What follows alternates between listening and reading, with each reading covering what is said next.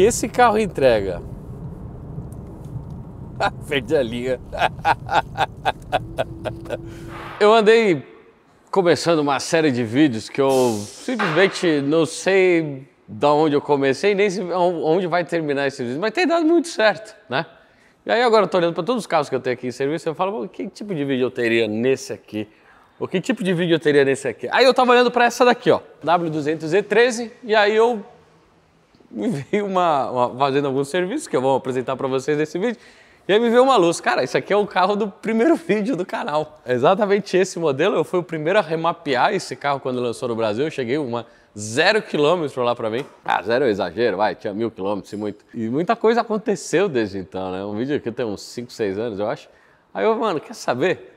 Vamos falar desse carro de novo, porque faz um tempo, né? Um carro até relativamente raro, M63, em termos de volume, né? Desses sedãs grandes aí, executivos, foi o que menos vendeu praticamente, né?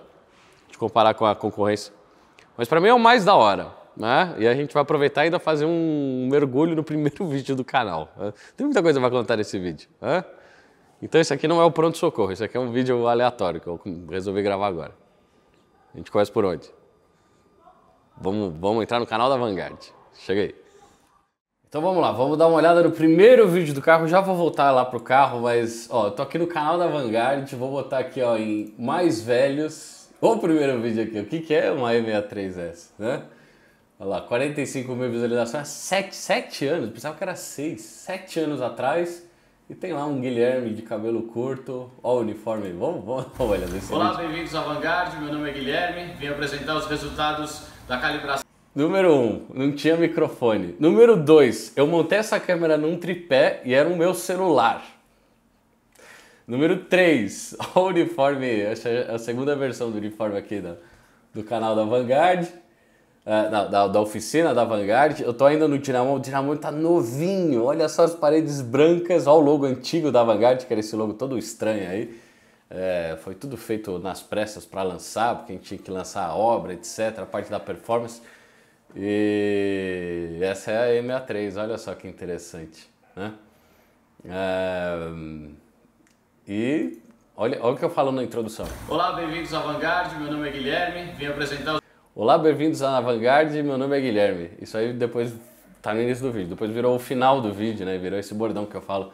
Esse vídeo fica por aqui, eu sou o Guilherme e essa é a Vanguard, né? O Michael Jackson, anda pra trás. Os resultados da calibração, a Vanguard Performance estágio 1. Olha lá, eu dei uma rotada. Que coisa louca, mano.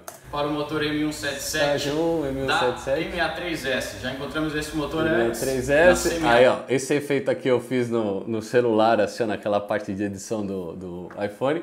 Isso aqui era uma foto que eu tinha tirado da C63, né, do Thor, quando a gente tinha 3 com turbinas bem menores, esse cara tem turbinas bem maiores e o modelo S declarado com a potência declarada de fábrica chega a 612 cavalos no motor. Aí nós temos aqui um gráfico de dinamômetro. Nessa época a gente estava trabalhando com correção, né, para a gente fazer aferição aqui no dinamômetro. Depois eu mandei a metodologia, né?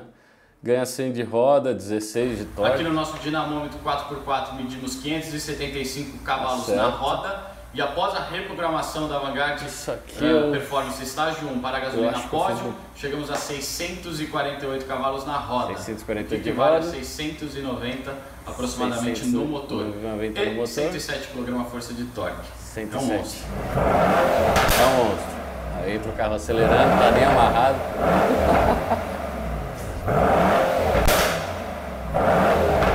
Isso é original, a gente não tinha mexido nada, é só programação aqui. Depois a gente botou o downpipe nesse carro, já ajudou bastante. Ó a placa europeia da Vanguard, adoro essa placa. Perdi ela. Brasil para toda a linha Mercedes, desde o 1.6 4 cilindros turbo até o 6.0 V12 biturbo.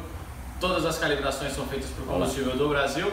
E se você quiser... E detalhe, né? É tudo numa tacada só o take, né? Não tem um corte, porque eu não sabia fazer corte. Acesse avgd.com.br ou siga a gente nas redes sociais. Redes sociais, um abraço. Vamos lá, avgd.com. Entra no site. Quem que entra no site hoje? Olha lá que take maravilhoso. Cara, muita coisa mudou, viu? E eu lembro que eu comecei a gravar esses vídeos porque eu precisava divulgar o caminho. Essa daqui era a primeira E que era feita no Brasil, pelo menos que eu tinha acompanhando as concorrentes, né? Ninguém tinha lançado coisa ainda para esse motor M177 em E63S. E o canal, esse foi o primeiro vídeo do canal, cara. Que coisa louca. Assim, ó, e todo o processo de aprendizado pra gente mexer, quer saber? Vamos voltar pro carro e eu vou relembrar mais coisas, que nem, por exemplo, esse carro aqui eu tive um problema no dinamômetro depois quando ele voltou para fazer estágio 2. Vou contar essa história aí no meio do vídeo. Vamos voltar para lá, vai. Então vamos lá, o que esse carro entrou aqui para fazer? Primeiro, revisão periódica, né? Chegou o tempo lá, avisa no painel, né? Esses carros têm o aviso da revisão pelo painel, é uma dessas folhas aqui, essa daqui. Quer saber quanto que é uma revisão de uma M63? Aqui, falando de bujão, filtro de óleo, óleo do motor 800 Gen 2 aqui, Excess Gen 2, certo? Para um motor de 700 e poucos cavalos, agora, R$ 1.300. É caro? Mão de obra aqui da Vanguard, ela é 40% do valor de diferença, de desconto, né? Então ela é 60% do valor da hora da Mercedes, da concessionária da Mercedes. Não é muito caro, vai? Tem revisões de Jeep que saem mais caros, né? E aqui são 9 litros de óleo, aproximadamente. Depois ele entra para pegar dois sintomas, eu vou falar de um deles só aqui, que é a temperatura do óleo da transmissão, que começou a ficar alta, mais alta que o normal, principalmente quando o carro estava andando, né? Temperatura do óleo da transmissão. E como é que a gente vê isso? Vem cá, dá uma olhada no painel desse carro. Eu vou falar mais depois, né? Mas aqui, ó, temperatura de óleo da transmissão, ela que é compartilhado com o water cooler e tal. Esse daqui foi um dos meus aprendizados quando eu estava trabalhando com esse primeiro carro aí que entrou aqui. E o normal é você ver esse carro assim em trânsito, né, depois que dá uma acelerada, tá ali por volta de 80 a 90 graus da temperatura da transmissão, que é essa daqui de baixo, né?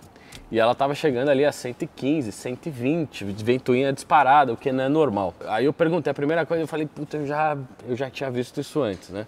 E aí eu cheguei e perguntei para ele, deixa eu perguntar, você fez algum serviço recente ali nos escapamentos ou transmissão, alguma coisa assim? E aí ele, não fiz nenhum serviço. Aí E aí depois eu fiz uma outra pergunta. E o óleo da transmissão, você tem registro de quando você fez a última troca, etc? E ele falou, não tenho registro e eu não fiz.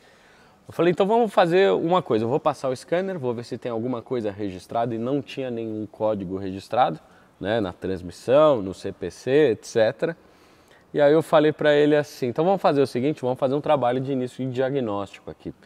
Nós vamos trocar o óleo da transmissão, que inclusive já passou um pouquinho do período de trocar. Vamos fazer a troca dele, fluido, e eu vou te propor fazer mais uma coisa, tá?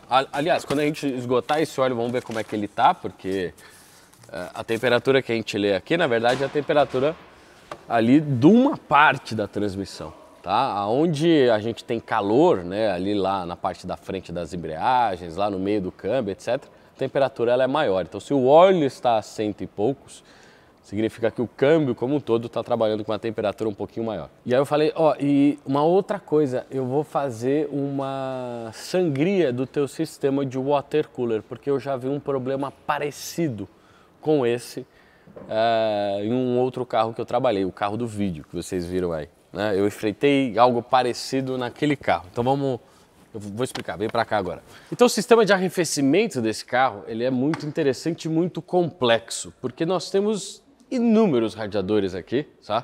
São dois radiadores do sistema de water cooler e transmissão, mais o radiador normal, mais radiador de óleo deitado, né? Isso por isso que esse carro ele consegue entregar bastante, lidar com esses números de potência e torque e não esquentar. O normal é ele não esquentar, mas esse carro estava esquentando, né? Só aquele de baixo da transmissão. E você vai imaginar, pô, o sistema de arrefecimento, o que eu vou ter? Eu vou ter uma bomba de água do motor, né? Mas esse conjunto de powertrain, ele tem mais 3 bombas d'água elétricas.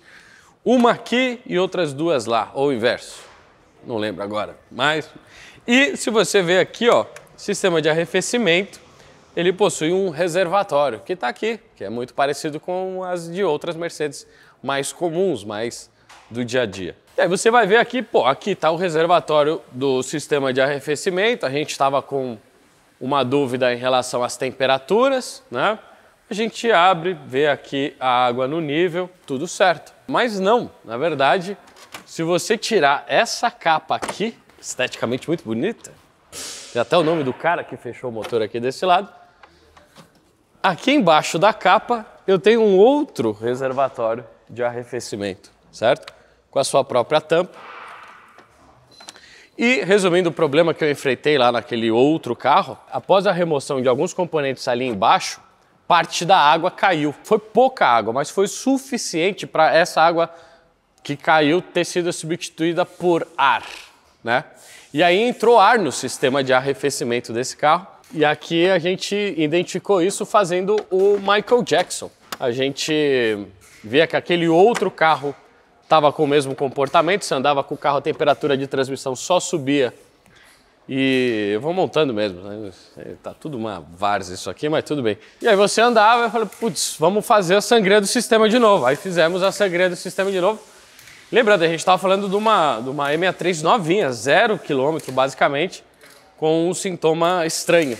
E sangramos, estava no nível, tal, não sei o quê, e aí eu dou uma investigada a mais, começo a cavar e eu vejo que tem dentro do módulo do motor e do CPC, dependendo da versão, um acionamento de bombas elétricas de água. E aí você abre o diagrama do sistema e aí, pum! Aquilo fica claro. Como é que eu mostro para vocês? Vem cá. Olha lá, esse aqui é o diagrama do circuito hidráulico, né? Aqui eu tenho lá na transmissão o trocador de calor, né? Aqui ligado na parte do óleo da transmissão e aqui ligado no sistema de arrefecimento, que compartilha um daqueles water coolers que fica ali na boca do para-choque, lado esquerdo, a bomba, olha ela aqui, né? Uma válvula e o Charge Air Cooler, que fica entre o radiador, o condensador do motor, né? E aí esse aqui é o circuito compartilhado, porque o sistema de pressurização das turbinas também compartilha o mesmo sistema de água aqui desses dois radiadores e mais um que está aqui desse lado. E aí, dependendo da situação ali de temperatura, tal, passa de uma, a bomba começa a funcionar, a água circula. E pelo fato de a gente ter desconectado algumas das conexões, ou essa, primeiramente, naquele carro a gente tinha aquele sintoma. O fluido do reservatório de expansão estava normal, a gente sangrava aquele outro reservatório, que nem aparece aqui, e o carro continuava esquentando. Aí tipo, a gente tá remelando em alguma coisa, né? E aí fomos dar uma investigada maior, a gente vê aqui, tratava-se de um circuito separado, estava escondido debaixo daquela tampa, né? E aí aqui, o que isso tem a ver com o problema desse carro? A princípio nenhum, porque ninguém desconectou nada lá, né? Mas eu tinha a suspeita, porque o sintoma, o comportamento era parecido, né? E de fato, a gente trocou o óleo da transmissão, o óleo estava bom, o cheiro, o aspecto visual, ele não demonstrava nenhum problema, né? E depois que a gente sangrou esse sistema aqui, naquele reservatório separado lá, o câmbio voltou a funcionar na temperatura normal. Então resolvemos um problema através de uma suspeita, deve ser ar no sistema. O vídeo não termina por aqui, vamos voltar para lá. Aí como eu não tenho o que mostrar para vocês, vou mostrar para vocês como é que a gente sangra esse sistema. Tem algumas formas, né? Na época eu tinha isso aqui, que é o scanner da Mercedes, que me dá funções de serviço, funções de diagnóstico e alguns parâmetros ali via vis. Mas hoje, por exemplo, eu tenho uma máquina de sangria por vácuo, que é uma outra forma fisicamente, não eletronicamente, mas fisicamente mais fácil de tirar ar do sistema quando você está trabalhando no sistema certo. Mas vem cá, vamos entrar no carro aqui e eu vou mostrar para vocês ali a bomba. Por que eu estou fazendo isso? Não sei, porque é legal. E eu vou enchendo linguiça. Fica até muita coisa para falar ainda, tá? Nem começou o vídeo. Depois eu vou falar do módulo, porque naquela época remap nesses carros era treta. Então vamos lá, estamos aqui no CPC, no módulo de trem de força. Aqui dentro de adaptações eu vou ter aqui os procedimentos de sangria desse sistema. Esse procedimento ele é um pouco mais demorado, mas o que eu quero mostrar para vocês, olha lá o sistema de novo, trocador de calor, o reservatório, né? As duas bombas, estava certo, as duas bombas estão do lado esquerdo e a outra do lado direito. Então são várias bombas num circuito super complexo que tem aqui nesse carro. Aqui ele faz um procedimento de 20 minutos, mas eu não vou ficar gastando esse tempo porque eu estou num vídeo de YouTube aqui. Aí eu posso vir aqui, ó, e ativar cada uma das bombas, daquelas 3 bombas que eu falei. Vamos ver se dá para ouvir ela aqui. Ó, vou ativar a bomba, vamos ver se dá para ouvir ela. Agora eu vou desligar. Foi assim que eu sangrei aquele carro, resolvi o problema daquele carro, e aqui a gente fez aquele outro procedimento de sangria mesmo. E utilizando a própria, você vê que o motor está desligado, porque essas bombas é tipo bomba de máquina de lavar. Eu troquei outro dia da minha lá em casa também, o sistema de escoamento parou de funcionar, né? Era uma bomba lava e seca, era uma outra bomba, mas aí você pega é uma bomba brushless lá, né? Aqui eu não sei se é brushless, faz muito mais sentido você produzir qualquer tipo de motor de bomba hoje sem escova para reduzir desgaste, etc, né? Mas é isso. Aí agora esse problema desse carro, através de uma simples sangria, foi resolvido o problema do aquecimento da transmissão. Também fizemos a troca do fluido e do filtro por tempo. O que mais eu preciso falar? Remap. Aqui, ó, do outro lado. Então, o outro lado, aqui, esconde-se aqui, ó, até refrigerado pelo próprio circuito de água do motor, né? A gente tem 2 mangueirinhas, esse cano passando aqui por dentro da central. Nós temos a central que comanda o M177, esse motor aqui, que é da mesma família da minha C63, que eu gosto muito, para mim um dos melhores V8 aí do mercado. Nem precisava tirar a capa, porque ele fica exposto aqui. E foi aqui que a gente fez o remap da primeira M177 E63S do Brasil. Só que o remap nessa época aqui era diferente. Eu tinha que abrir a central para comunicar lá, para eu extrair o arquivo da placa lá dentro do chip. Hoje não tem mais a necessidade de fazer isso, mas vamos lá pro dinamômetro, vamos falar disso. E aí eu falo também por que a gente mexeu no mapa desse carro, porque esse carro já estava remapeado.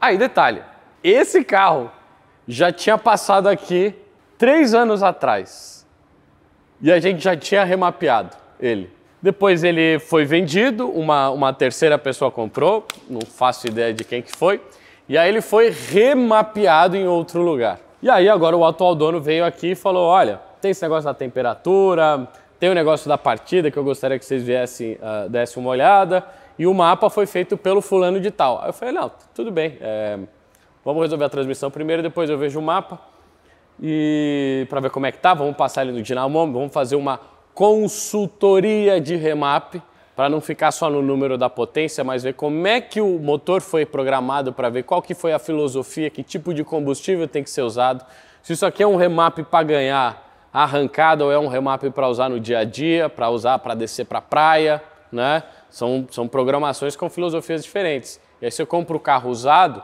uma coisa que eu recomendo muito para quem está comprando esse tipo de carro aí, seminovo, etc., fala que tem mapa do fulano, do ciclano, do beltrano, meu mapa, muitas vezes, e vem e fala assim, não, tem mapa do fulano, mas tudo bem, esse mapa, o dono anterior falou que esse mapa está calibrado para que tipo de cenário, que tipo de combustível, qual que é o uso que você tem que fazer desse carro para essa programação fazer sentido. E aí a gente põe o carro no dinamômetro, acelera, e vamos pro dinamômetro, eu já vou falar também do remap, porque nessa época era mais difícil. Vamos para lá, vem cá. Vamos lá, e aí foi nesse dinamômetro também que eu tive o problema lá das cintas que eu expliquei no vídeo daquele primeiro carro. Cadê? Como é que eu vou explicar o negócio do remap de central da época? Pera aí. Então eu peguei essa central aqui, só para usar de exemplo, mas as centrais do carro, é que essa daqui ela é um péssimo exemplo, porque essa daqui ela é essa daquela V10 lá que entrou água, né? Essa central ela tá condenada. Só que dá uma olhada nisso aqui, ó.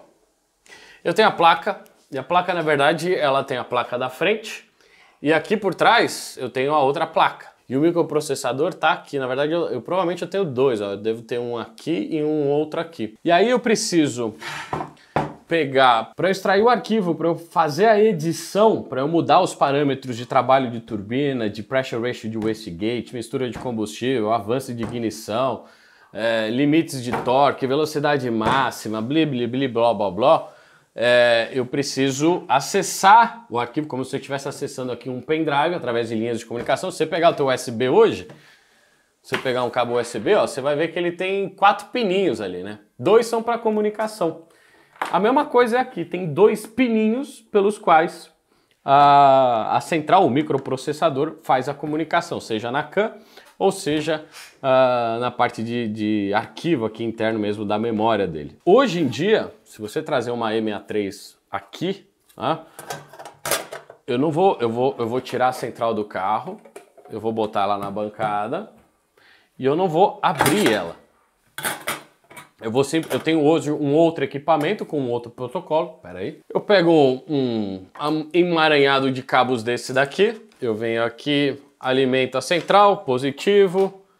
Eu pego aterramento, né?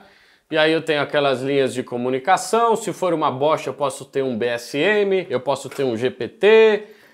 Enfim, eu venho aqui, espeto esses caras aqui nos pinos. E aí eu ligo a central, eu alimento ela, ponho ela no modo de serviço, extraio o arquivo. Pego esse arquivo, faço a edição lá na tela, com os parâmetros que a gente combinou com o cliente, qual o combustível que ele vai usar, aonde que ele vai utilizar esse carro, qual que é a filosofia do projeto que está sendo montado no carro, quais são as peças que foram trocadas, etc. E venho aqui e gravo de novo. Antigamente não era simplesmente eu vir aqui nos pininhos. Para eu entrar no modo BSM, eu não tinha o protocolo para eu fazer isso via a entrada aqui. Eu tinha que abrir a central e achar o terminal do boot. E eu precisaria alimentar eu precisaria mandar um sinal nesse pino do boot para o microprocessador entrar no BSM e eu conseguir sair o arquivo. E aí, os pinos dessa central... Isso aqui é mais fácil explicar, na verdade. Porque os pinos dessa central, eles ficavam escondidos. Ó, 2 centrais diferentes, mas às vezes aqui é meio básico, né? A placa fica aqui apoiada. Esse aqui é uma espécie de heatsink, né? De arrefecimento dela. E aí os pinos dessa central, eles estavam do outro lado da placa. E aí, o processo pra gente cavar, a gente tinha que tirar esse silicone. Aí tinha uma pasta térmica que ficava aqui em cima, né? E aí a gente vinha aqui com umas espátulas, vinha com um soprador térmico para ir aos poucos descolando a placa, conseguir acessar o outro pino. E toda a gravação, que era toda a modificação, então vamos supor que eu começasse com um arquivo base que tirava os limitadores, joga um pouquinho mais de pressure ratio ali para o wastegate fechar, mas não mexo nada em ponto e deixo a mistura super rica. Procedimento básico para você começar a preparar qualquer carro aí novo. Aí bom, beleza, a gente estabelece, pega as curvas, aí vamos começar a apertar agora o carro, vamos mudar ponto, vamos secar a mistura, vamos ver como é que o carro vem respondendo. Cada uma dessas aí são degraus, eu já mostrei esse processo em algum outro vídeo aqui no canal, ou provavelmente mais de uma vez. Agora me veio o vídeo da Ferrari F12. Deve ter alguns casos que a gente mostra aqui o processo do passo a passo, né? E cada gravação de novo arquivo requer a remoção da central do carro, bancada, tira a tampa, boot mode, grava, boot mode, vai, volta, põe no carro, puxa, vê o que acontece. Então, nessa época, que esses motores ainda eram novos, e ainda que a gente tinha partido de uma base que a gente já tinha feito ali em outros carros, né? A C63 foi o primeiro carro com o M177 a vir aqui no país, e que a gente remapeou aqui também, né? Era um processo super longo e demorado. Hoje, eu faço um backup do arquivo, eu tiro a central do carro, eu não abro ela, faço um backup, porque qualquer coisa eu consigo recuperar essa central. Eu pego a central de qualquer outro carro, restauro o arquivo, ponho no carro e ele funciona. E todas as modificações que eu faço, eu subo via porta OBD lá, que eu usei para espetar o scanner. Isso porque os equipamentos de leitura e gravação foram evoluindo com o tempo e facilitaram muito o processo. Mas agora me veio na cabeça que na época era demorado. Hoje, se você trazer uma E63, eu te entrego no mesmo dia. Não era o caso naquela época. E aí esse carro ele vem com o remap de terceiro para cá, uma programação aqui dando por volta de 620 de roda e 97 de torque, sem correção. A gente vê isso e compara, olha, essa é uma programação através dos dados de log, o ponto está bem apertado, a mistura tá uma mistura lá de 86, que é uma mistura de competição, mas também é uma mistura que vai gerar uma temperatura de câmara maior e, portanto, acelerar a tendência à detonação. Falei, como é que você usa esse carro? Ah, eu uso no fim de semana, faço viagens mais longas, tal, não sei o quê. Fala, olha, você está com um remap de arrancada, né? Que assim, explorando o que essa plataforma vai entregar em todos os aspectos da gestão do motor. Se você não usa o carro nessas situações, tal, tem a questão da partida que a gente está investigando, posso te fazer uma sugestão? Se fosse meu carro e eu utilizasse gasolina de alta octanagem, no cenário do dia a dia, com o setup que você tem aí, peças, etc., eu abaixaria um pouquinho isso daí, certo? Trabalharia aqui uns 3 a 4 kg a força a menos, mais ou menos, mas com uma mistura um pouquinho mais gorda, para dar uma arrefecida, diminuir as temperaturas, e assim, 3 a 4 kg a força de diferença em cima de um carro que já tem 100, é muito pouca coisa. Eu estou falando de 4% mais ou menos, né? Mas o benefício disso ao longo prazo para esse motor, que ainda está com as peças originais, bobina, bicos, etc., vai ser muito melhor, né? Porque eu vou estar trabalhando assim, numa margem muito mais segura, o motor vai trabalhar mais leve, né? E você não vai sentir essa diferença na prática. Lógico, se eu alinhar dois carros com o mesmo tanque de combustível, o mesmo pneu, com a mesma programação, essa com essa do dia a dia e a outra que veio antes, esse carro ele vai andar um pouquinho mais na frente, né? Mas a gente pensa em longevidade, esse aqui vai quebrar. E esse outro ele vai durar muito mais para o cenário que a gente está sugerindo aqui para ele. E foi o que a gente fez, né? Aqui se a gente pegar o remap do dia, a gente baixou ali para 614, né? E os seus 97 kgf de torque, né? Isso aqui corresponde a uns 4 Gauss de ponto e uma mistura um pouquinho mais gorda, né? Limitação de torque ainda para essa turbina não é nada, tá? O carro aceita mais ainda, tá? E aí e detalhe, né? Se a gente pegar aqui na lista, esse carro passou a primeira vez aqui em 2020, né? E aí ele volta. Isso é frequente, tá? Cada dono vai comprar o carro, tem o seu preparador, né? E é comum eu pegar carros que eu já fiz aqui no passado, volta aqui, às vezes está com a mesma programação, às vezes o carro foi levado na concessionária e os caras subiram na atualização, perdeu o mapa, às vezes vem com o mapa de terceiro, né? E o cara acha que ainda estava com o meu, porque um dos donos fala, não, eu fiz lá na Vanguard. E isso faz parte do mercado, né?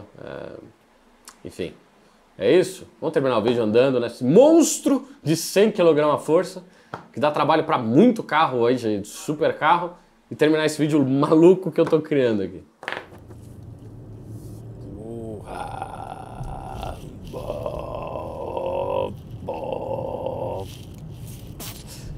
Poucas coisas têm a assinatura acústica de um M177 de AMG, né? O mesmo motor do meu carro, por isso que eu esteja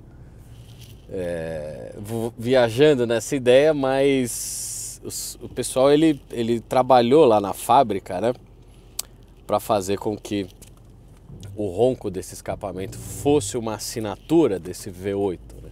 E aí falando de V8, né, e todo esse vídeo louco que eu tô gravando, eu tô pensando aqui, que merda de vídeo que eu tô gravando. Isso é sobre o que esse vídeo? Hã? E sobre várias coisas, né? Vamos falar primeiro sobre V8s hoje no mercado. Motores com grandes cilindradas e grandes números de cilindros, eles estão ficando cada vez mais raros, né?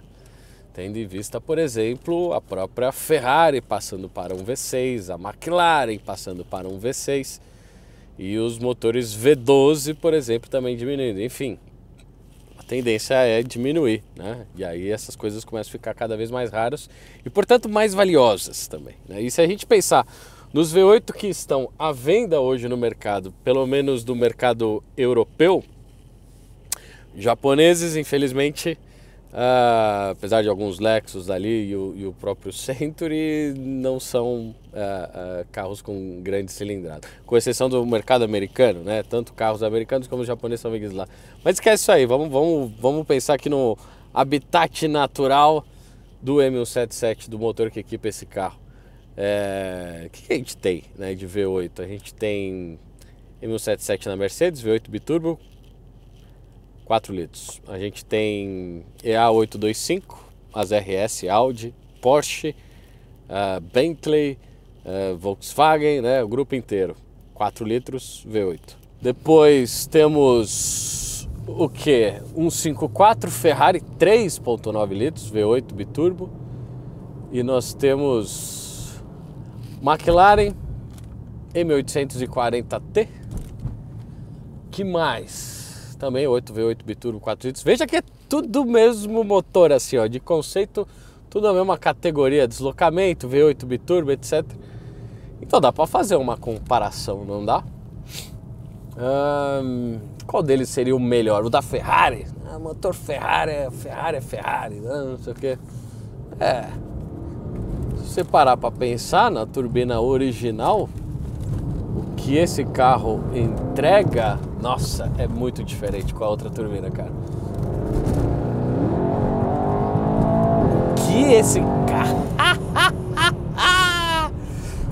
que esse carro entrega? Perdi a linha. Desses 4 litros, nas turbinas originais, com a parte de histórico de manutenção que eu vejo na vida real, talvez esse seja o maior V8, o melhor V8 biturbo da história. Fudeu.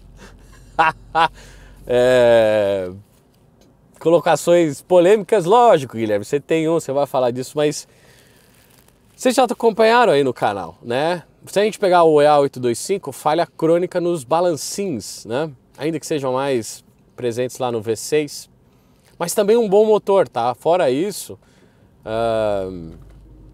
também motores aí que já estão há uns 10 anos no mercado, fiz muito pouca coisa. Ferrari F154, infelizmente, problemas de turbina, problemas de consumo de óleo, em alguns casos, problemas de injetores. A gente não pode relacionar aqui injetor, né? Tem outros fatores que podem envolver isso, não só projeto, etc.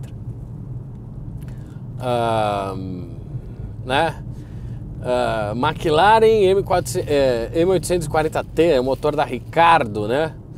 Cara, o motor sai de fábrica vazando, né? Vaza água, vaza óleo. Problemas ali na parte de sincronismo e parte superior do motor também. E o que você tira desses carros nas turbinas originais, né? Por volta de 700 a 800 cavalos? É isso? Ixi, tá ficando difícil. Tem o S63 da BMW. Entre todos, o 10% a mais de deslocamento, 4.4 litros. Só que S63, né? Também não está envelhecendo muito bem, tá vendo agora algumas coisas em cascata. E o M177, cara, por exemplo, você vai falar de S63, eu tenho a pronta entrega ali no meu estoque, bobinas, injetores. O que eu tenho de M177? Turbinas de Ferrari, eu tenho 2 ali, a pronta entrega, prontas para serem instaladas quando a próxima fumar. O que eu tenho de M177 na prateleira? Nada! Nenhuma bobina, nenhum bico. O que eu fiz desses motores? Juntinha, nada, não tenho nada, só tenho filtro de óleo. E quanto que a gente tira aqui? 700 e alguma coisa cavalos e 100 kg a força de torque? Dá para chegar em 100 kg a força de torque no motor da Ferrari? Não. Dá para chegar em 100 kg a força de torque no motor? Tá. Puta merda.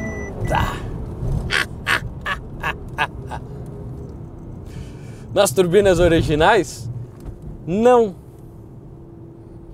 Tá entendendo? Tipo, como a nuvem começa a tomar uma forma de uma cara humana e você começa a ver, você fala, Dercy Gonçalves. Mas não é a Dercy, né? Mas você olha assim para você e fala, agora parece o Silvio Santos. Mas não é o Silvio Santos. Mas você sabe quando forma aquele cenário de motor icônico, né? Tem todos os indícios, né? E você fala, mas será que é mesmo o melhor V8? Cara, até agora não posso falar isso do M156, o avô desse cara, e não posso falar isso do M157, o pai desse cara, né? Os da AMG que chegaram antes. Motores que depois de 10 anos estão começando a derreter, né? Principalmente o M156, já mostrei aqui vídeo no canal.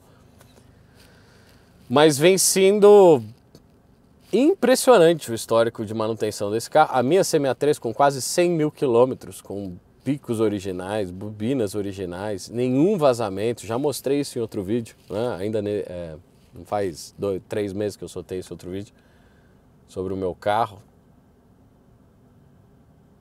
Acho que talvez esse vídeo seja um vídeo de um dos motores mais icônicos e impressionantes desta década. Ainda à venda, né? A mesma plataforma, lógico agora com um powertrain híbrido, né? Mas ainda à venda. Que curioso isso, né? Mas será que esse vídeo é só desse motor? Não. Então esse também é um vídeo sobre o canal, tá? E também sobre a própria oficina, né? Todo o aprendizado que a gente teve a mexer com essas máquinas, né? A questão do dinamômetro, quando estourou o pneu, né? Quando estourou a cinta, que aí queimou o pneu, quando a gente estava lá no dinamômetro com aquele carro, né? Naquele momento eu falei, putz, que droga, né? Que isso aconteceu, tal. Depois mudamos o esquema de fixação dos carros, mudei a carga da cinta. Aprendemos também que o carro no comportamento do modo dinamômetro ele passa só com a traseira, então isso muda o estilo de amarração. Foi tudo um aprendizado, né? E na época eu lembro, eu falei, nossa, que coisa infernal! Ai, Jesus Cristo! Cara, o bom é que esse carro você pode sentar a sapata na segunda marcha, diferente do meu. Se eu fizer isso, o controle de tração acende se você não tiver... esses barulhinhos são do radar aqui de distância. O carro tem Distronic, né? Aí quando o carro da frente vem numa desaceleração muito rápida, ele te avisa, ó, tem carro aí na frente. E aí toda essa questão acontecem os problemas, aí a gente aprende com eles, né? Eu já falei isso em outros podcasts, né? Para quem nunca viu isso ainda. O carro, quando uma cinta de dinamômetro estoura, né? Na configuração de rolo negativo que nós temos, o carro ele não vai sair decolando do dinamômetro, ele não vai cair do dinamômetro, tal, não sei o que. Ele fica dentro do dinamômetro, o projeto do dinamômetro foi pensado nisso, e ele vai para uma das laterais, o rolo vai empurrar ele para uma das laterais, e isso vai fazer com que o movimento da roda pare. Entretanto, a inércia que a gente tem ali do carro significa que o carro vai continuar parado, né? E o que está girando lá? É o rolo, então o rolo vai virar uma lixadeira, né? E quem sofre no final são os pneus, né? E o operador do dinamômetro que vai ter que trocar. Nesse caso, 3 pneus, né? Um ficou bom, os outros 3 comeu os pneus. Assim, como se você passasse uma lixadeira, sai uma fumaça e tal. Enfim, é dramático, mas é só borracha queimando, né? Será que ainda dá tempo?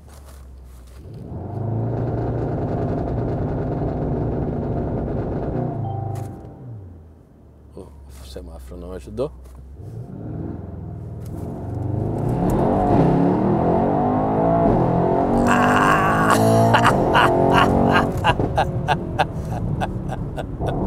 E não foi esse start.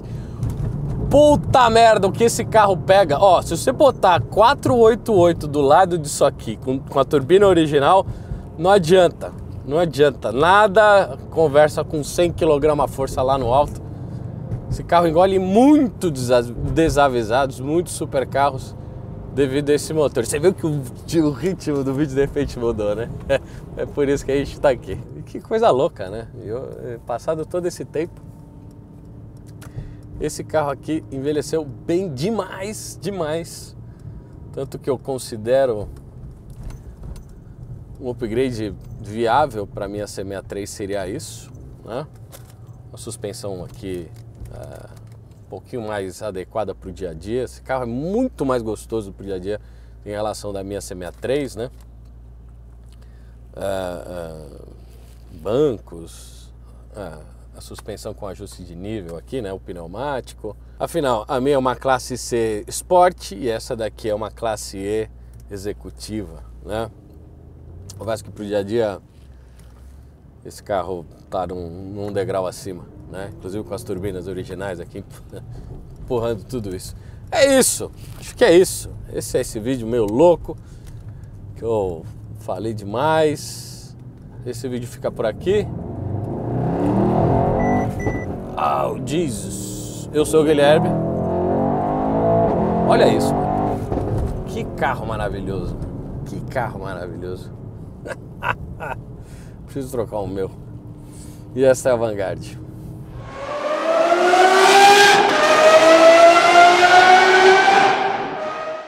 Caralho, isso aqui é uma máquina, mano. Que máquina maravilhosa. Aí os caras ficam, não, Guilherme, isso é um carro, não é a Mercedes, é o Mercedes, não, é a máquina Mercedes, entendeu?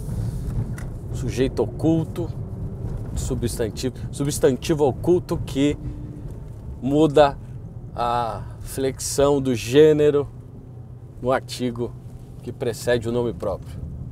Ah? Caralho! Tchau!